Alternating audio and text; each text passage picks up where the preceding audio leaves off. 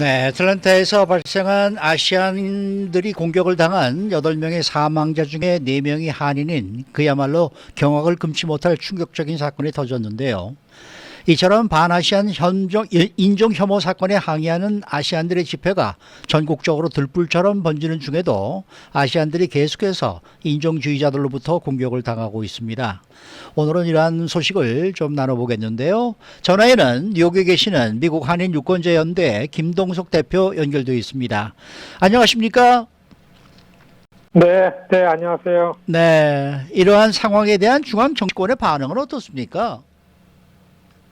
그렇습니다. 이 아주 참혹하게, 구체적으로 아시안들이 지목당해서 공격을 당한 건데요. 네, 결론적으로 보면 우리가 이게 인종혐오, 인종차별에 대한, 이런 사회적, 이런 그 폭력 사태가 일어나면은, 뭐, 작년 1년 내내 블랙 라이브스 매터라는 이 상황을 경험을 했지 않아요. 네. 네, 그러니까 지금은 중앙에서 볼 때도 그때 그렇게 전국의 흑인들이 왜 그렇게 격렬하게 큰 규모로 했었는지가 좀 이해가 되고, 결론적으로 보면은 흑인들의 저항에 대해서 중앙 정치권이 반응하는 거에 비해서는 아직까지 뚜렷하게 중앙 정치권이 이거에 대한 대응책이라고 할 만한 게 이렇게 크게 민감하게 내놓는 게 별로 없는데, 다만 그 사건이 나자마자 이제 정치권의 아시안들 힘이 좀 세졌습니다. 그래서 하원에서는 그레이스 맹 의원이, 상원에서는 메이지 히로노 하와이 상원 의원 두 분이서 상원에 팬데믹 헤이트 크라임 액트라는, 이를테면은 주요 내용이 이제 주목해볼 필요가 있는데요. 네. 주요 내용이 문제는 어차피 지금 미국이 지난 트럼프 정치로 인해 가지고 백인 우월주의자들이 기승을 부리기 때문에 이런 인종 혐오 같은 것들이 팽배돼 있는 상황인데, 이거를 일단 막아주는 거는 공권력이 이거에 대해서 적극적으로 막아야 되는데, 지금 미국 시민사회 특히 블랙이나 소수계들, 아시안들도 그런데 화가 나는 거는 공권력들이 이거를 민감하게 공권력 차원에서 인종 혐오 범죄 차원에서 잘 수사하고 아주 기동성 있게 대응해주지 않는 것 때문에 피해가 많아지고 단호하게 대처하지 않기 때문에 이게 점점 더 이런 상황인데도 인종혐오 범죄가 기승을 부린다. 그래서 이 상하원에서 낸 법안의 중심은 주정부, 지방정부, 공권력 안에 이런 인종혐오 범죄를 잘 대응을 하는지라는 이런 감시위원단 같은 것들을 연방정부 차원에서 컨트롤하면서 두는 거, 이거에 대한 예산 같은 걸 만드는 법안이 냈지요. 이렇게 그레이스 맨과 히로노 의원이. 그런데 지금 아시다시피 의회가 작동이 안 돼요. 의회가 너무 정파적으로 공화민주가 갈라 있어가지고 별로 이거에 대해서 반응을 보여주는 공화당 의원들이 없기 때문에 지금 이렇게 있죠. 그래서 이거를 더 탄력을 주고 빨리 좀 법제화시키려면은 지금 더 인종혐오, 특히 아시안들을 공격하는 사건들이 많을 때에 우리 아시안들은 비교적 지금 이 운동 수준이 유지되고 있는데요. 더 격렬하고 민감하게 더 큰 규모로 계속해서 저항하고 목소리를 내야 됩니다. 대통령께서도 가만히 있으면 안 됩니다. 목소리 내라는 걸 계속 메시지를 내는 이유가 바로 그런 데 있고요. 그다음에는 백악관에서는 좀 대응책이 나왔어요. 백악관에서는 5천만 불 예산을 가지고서 아시아계 특히 가정폭력이나 성폭력 가장 약한 사람들을 보호하는 이런 지원에 사용하는 예산을 쓰도록 별도로 지정을 하고, 그다음에 백악관 권력이 컨트롤을 하는 아시아 자문단을 위원들을 새로 만들어 가지고 각 부처에서 이런 거에 대해서 잘 대처하는가를 좀 감시 감독하는 이런 조치가 나오고, 눈에 뚜렷하게 보이는 건 이제 한 두 가지고요. 이것이 좀 그래도 좀 뭔가 대응책으로 나오려면은 더 큰 목소리로 저항하고 항의해야 된다. 특히 우리가 우리 청취자 여러분들 주목할 거는요. 지난해 왜 그렇게 블랙들이 들고 일어나고 우리도 가세했지만 왜 경찰들하고 그렇게 싸우고 경찰의 폭력성을 고발을 하고 그리고 면책 특권을 제한해야 되고 경찰 예산을 줄여야 되냐라고서 이렇게 얘기했나 하면은 경찰 공권력 안에 팽배되어 있는 인종 편견적인 것, 인종혐오 범죄 수사를 잘 더디게 하고 이런 것 때문에 피해가 많기 때문에 그렇거든요. 그래서 네. 이번에도 아시안들이 좀 깨닫는 거는 바로 문제가 여기 있었구나. 이거부터 좀 우리가 항의하고서 바로 잡아야 되겠다라는데 주목하는 게 맞다. 이런 말씀을 드립니다. 네, 네. 네, 그러면은 특히 아시안을 특정지어서 공격을 하는 그런 상황이 왜 일어나는지에 대해서 중앙의 여론은 그 원인을 어떻게 진단하고 있습니까? 제일 큰 거는 지난 4년 동안 트럼프 행정부의 정치가 다른 경제적이고 어렵고 이 정파적으로 양극화된 어려운 것들을 가지고 백인 우월주의라는 문화 전쟁을 통해 가지고 지지층을 만들다 보니까 이 숨죽이고 범죄로 알려져 있던 그 인종주의자들이 너무 활개를 치고 나오는 이런 그 트럼프 4년 정치의 후과다라는 거를 많이 이 원인으로 짓고요. 그 다음에는 아시겠지만은 인종 문제나 이런 게 인종차별, 소셜 저스티스 문제가 나오면은 정치권이 나서 가지고 이거를 제대로 잡아야 되는데 지금 정치권이 너무나 양극화되고 그 정파적으로 이 싸움을 하기 때문에 제대로 기능이 안 되기 때문에 그런 원인이 있고요. 그 다음에는 아시겠지만은 뭐 트럼프 작년 1년 동안 코로나 바이러스가 어디서 왔냐? 차이니스 바이러스다, 중국 바이러스다, 아시안 바이러스다, 그 노래를 불렀잖아요. 네. 지금도 그것뿐만 아니라 지금 미국 전체의 총체적인 측면에서 반중국 정서가 팽배돼 있습니다. 그런데 이 많은 논평가들이 얘기하는데요. 미국에서 중국은 다시 말해서 아시안이라고 대변이 됩니다. 그리고 아시안 하면 일반 시민 사이에서 차이니스 그렇게 얘기하는 게 우리 현실이거든요. 네. 그래서 우리가 생각할 때 한국이다 중국이다 구분해 가지고서 중국이 문제다 이렇게 할 게 아닙니다. 미국에 사는 한인들은 아시안 하면 중국 이렇기 때문에 그런 문제들을 해소시키는 데 초점을 두고서 이 미국 일반 사회에 총체적으로 팽배되어 있는 반중국 정서도 여기에 한몫하고 있다. 이런 원인들을 가지고서 지금 많이 파악을 하고 있습니다. 네. 뭐 인종차별에 대한 그 대처는 초당적이어야 되지 않겠습니까? 그런데 지금 연방의회 내의 분위기는 어떻습니까? 지금 뭐 양 정당이 다 바이든 권력도 그렇고요. 가장 50% 이상 집중돼 있는 게 뭐냐 하면은 내년도 중간 선거입니다. 그러니까 선거를 위해 가지고서 트럼프가 보이지 않게 지금 공화당을 직결시켜 가지고 공화당 지도부들은 다 나가 가지고서 선거 운동을 하죠. 그렇기 때문에 의회가 좀 작동이 안 되기 때문에 이런 그 사회적인 문제도 해소가 안 되고 저는 이렇게 너무 정파적으로 대립돼 있는 미국 정치권 현실을 보면서 정말 안타까운데요.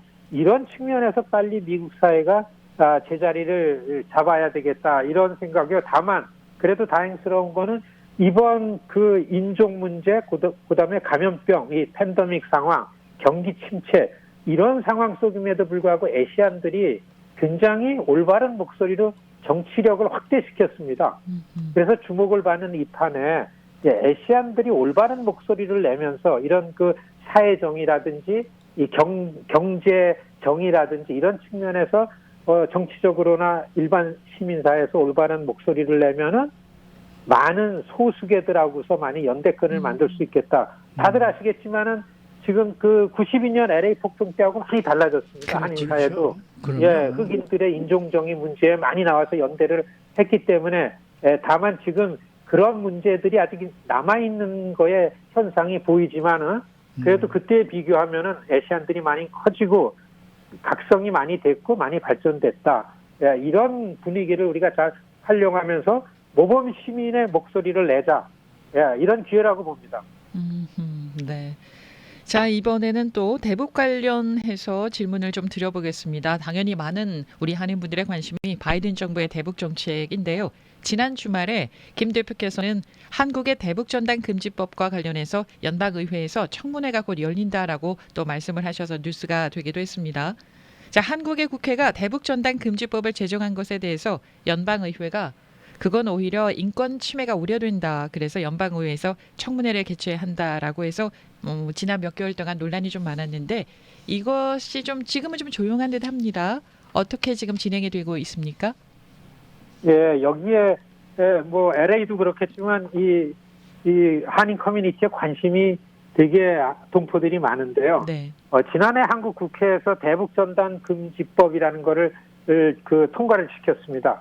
그러니까 탈북자들 중심으로 이 휴전선 부근에서 그 전단을 북에다가 보내는 거에 대한 거를 못하게 하니까 이 북한 인권 활동가들이 이제 이걸 가지고서 이거는 표현의 자유나 프리덤을 억압하고서 또 오히려 저 인권을 침해하는 거다라는 걸 가지고 미국 인권위원회, 의회 내 인권위원회에다 이거를 갖다 얘기하고 로비를 해가지고서 의회에서 공화당 쪽에 스미스 의원이 여기에 공화당 쪽 코체어인데요. 그 청문회를 하겠다고서 의지를 보이면서 이게 이제 한국 정부는 오히려 이게 인권을 위한 거다 해가지고 부딪히고서 좀 대립이 돼가지고서 그 논란이 되어 왔었죠. 네. 그런데 이게 사실은 그 미국도 인권이나 이런 환경이라든지 평화 문제에 초당적이고 보편적인 가치에 있는 거는 양파가 아니고서 서로 같이 앉아서 의논을 잘해야 되는데 점점 양당이 싸우니까 이런 것도 잘 의논이 안 됐어요. 이게 이제 그래서 연방의회에서 지난 2008년도에 가장 인권에 나서가지고 인권 챔피언이라고 부르는 그 탐 렌토스 의원이 돌아가셨을 때 낸시 펠로시 의장이 인권 문제는 서로 초당적으로 모여서 의논을 해라. 그래서 초당적으로 의회 안에다 만드는 게 탐 렌토스 인권 이 커미션입니다.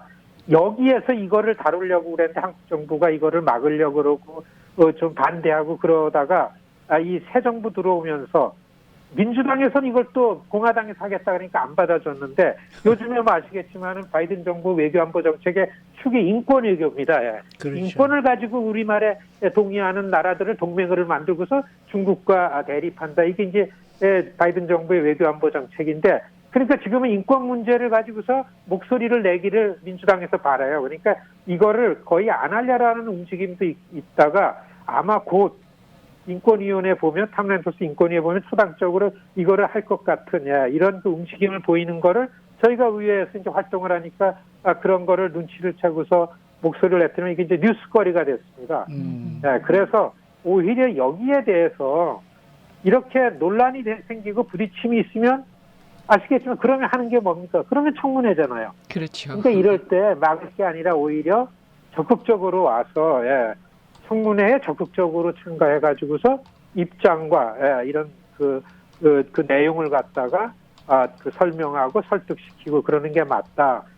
이런 그 발언을 해가지고 지금 뉴스가 거리가 되고 있는데요. 의회 내가 인권 문제를 가지고서 지금 움직이기 시작할 조짐을 보인다. 이런 분위기입니다. 네. 한국 정부는 어떻게 대처하는 게 옳은 방법이라고 생각하십니까? 이게 이제 한국에서 미국 관계에서 가장 중요한 게 남북미 관계의 변화인데 우리는 긴장이 고조되면 안 되고 또 전쟁 기운이 있으면 안 되고 뭐 평화인데요. 이게 지금 뭐 미국과 중국이 대립을 하니까 점점 분리해 가는 것 같고 한국에게는 자꾸 중국 편이냐 미국 편이냐는 걸 선택하라는 것 같처럼 내리누르는 것 같고 좀 불안해지는 상황에 있습니다. 네. 그런데 지난 거를 돌아보면은요, 이 의회에서 볼 때는 이제는 한국 정부가 이렇게 좀 넘길라 그러고 좀 모호한 입장을 갖는 것보다는 그 취해야 될 원칙을 갖고 미국에서도 이런 그 인권이나 평화 미국이 만드는 민주주의 가치 같은 거는 한국이 오히려 이전에 비해서 명확한 원칙을 만들고 그리고 경제적인 면으로다가 중국이랑 우리가 교류하지 않으면 안 되는 거를 미국도 아니까 이전에 비해서 훨씬 더 그 원칙을 세우는 게 오히려 더 안정되고 잘하는 거 아닐까. 그렇기 때문에 이런 가운데에서 한국 정부가 중요한 그 힘을 만들려면은 원칙과 역할을 명확하게 할수록 역할이 생기고 또 그 목소리를 낼 수 있겠다. 이런 조언을 할 수 있겠습니다. 네. 자, 한국의 연방의원의 의회 동정 좀 알려주시면 좋겠습니다. 네, 이제 점점 갈수록 공화당과 민주당이 서로 내년 선거를 가지고서 싸우게 되니까 네. 공화당은 점점 극으로 갑니다. 사실 네. 다카라는 법안 때문에 우리 영킴하고 미셸 팍 의원님이 이 그 표결에서 다카에 반대를 했어요. 예. 굉장히 아쉽고 이 다카는 이민이라고 보다는 인권 문제에 가까운 법안인데 근데 우리가 지금은 좀 이해해야 할 게 이 내년 선거를 위해서 양당이 당론을 거슬리기가 너무나 어렵습니다. 그렇군요. 영신 같은 의원은 다카에 대해서 의지를 가지고 해야 된다 그러다가 당에 들어가니까 초선 의원이니까 그리고 미셸 박 의원은 또 초선의 거의 대표급이 됩니다. 네. 공화당에서. 네. 예, 그러니까 당론에 사로잡혀 있기 때문에 목소리를 못 내고 다카의 이민개혁에 동의하던 공화당 의원들도 지금 내년 선거를 위해서 이 장벽 건설하는 거를 관철시키려고서 동의는 하지만 반대 의견을 낼 수밖에 없는 그런 상황에 있기 때문에 안타까운 거죠. 네. 그래서 속으로다가는 예, 우리 한국계 공화당계 의원님들은 그래도 소수계고 이민자고 여성이고 다양성, 포용성 이런 가치 이슈에 있어서는 이 그 소수계의 입장을 좀 명확하게 가져주셨으면 하는 그런 바람을 갖고 LA에 있는 동포들이 그런 목소리를 좀 많이 내주셨으면 하는 그런 그 요청과 부탁을 드립니다. 네, 네. 오늘 말씀 잘 들었습니다.